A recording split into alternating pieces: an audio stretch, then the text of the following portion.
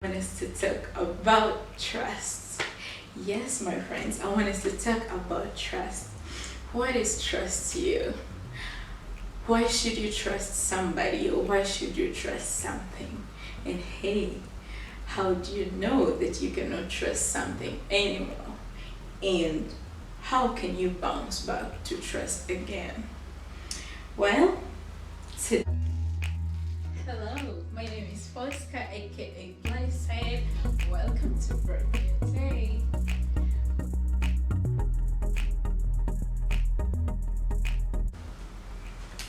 Hello, friends, it's yet a brand new day. Welcome back to my channel, and it's always a pleasure to talk to you guys. Well, today I want to talk to you guys about something that it might be a little tricky, but it's like the drive, it's like the fuel for everything that we do every day. You know, be it work-wise, work-related, be it family, be it, friendship, be it marriage, be it relationship. And guess what? I want us to talk about trust. Yes, my friends, I want us to talk about trust. What is trust to you? Why should you trust somebody or why should you trust something? And hey, how do you know that you cannot trust something anymore? And how can you bounce back to trust again? Well, today it's actually something that came to my mind after having posted the previous video about the latte, because I happened to say something and a friend of mine hit my inbox and they asked me a certain question that triggered me to want to talk about trust. Well, for starters, what is trust to you? I mean, when you hear the word trust, what comes in your mind? Normally, for starters, our thoughts run to relationships or courtships or marriages. Typically, normally, it's like the between a relationship of more than one person. It can be a relationship between you and your God. It can be a relationship between you and a friend or a spouse. So it's normally a something that we term as an in-between of two individuals, but it goes more to that. It's with your family, with your friends, with your parents. So it's really like, let's say, I would like to say, like, it's just like when you prepare a meal and you realize later on, oh my god, I forgot to put salt, because what would be a meal without salt or without spices, Yeah, but for salt eaters, it's like having a meal without salt or making your tea without sugar. Yeah. So the easiest way I can define the word trust, it's more of a feeling. Yeah, trust is a feeling. It's a belief in something or somebody, believing that even though it's kind of something that you may not be sure that it's gonna turn out the way you expect, but you give it a chance, and that is called trust. Giving a chance, giving a second thoughts, giving a benefit of a doubt. Like you're like, okay, let's say, well, I'm not sure if I'm good at this subject, but I trust that I can make it through, or if it's work, and you're like, okay, I'm not sure if this idea is like the best, but I'm gonna give it a try. So trust is still, in terms of work and relationship or family or parents, it's all about that in between. It's like the link. It's that flavor that boosts whatever you are up to. So I would simply term it as a feeling that somebody or something may be relied on, that you can count on that particular person or that particular idea, and that it will turn out good by just simply choosing to trust it. So I'm going to give you an example. Like when we are small, Okay, even before we are formed in our parents' womb. Well, if only we could know what happens in those 9 months, but I believe in there when the time comes for you to, come to this wonderful but weird world, you trust that, you are going to, to some adventure. And well, the moment your mom brings you to this world, little as you are and you don't know what is next, because literally when we're babies it's our moms who are like our earthly gods, but you still trust your mom that she's gonna give you a life, she's gonna she's gonna guide you to your next step in life.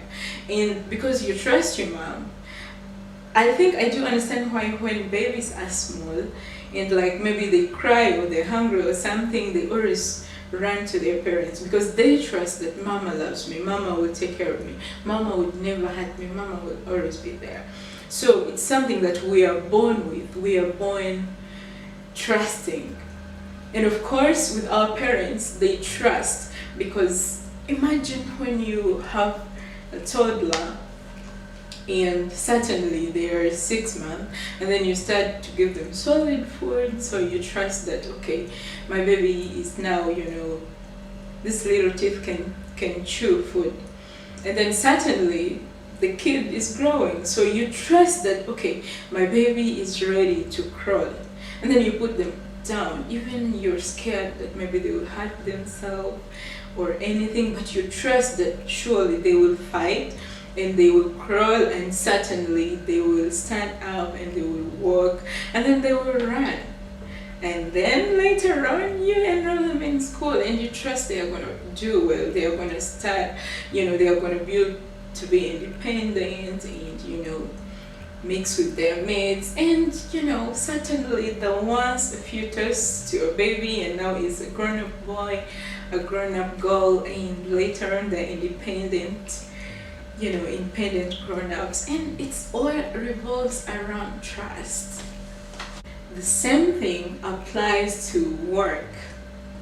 I mean, when you are in school, they will give you the basics, but they don't tell you the practicals, exactly how you're going to perform, except maybe for doctors or lawyers. But for most of the other jobs, you get the theories, you read the book, you may practice, but you still have to go out there and apply all, what you learned and try to put it in reality.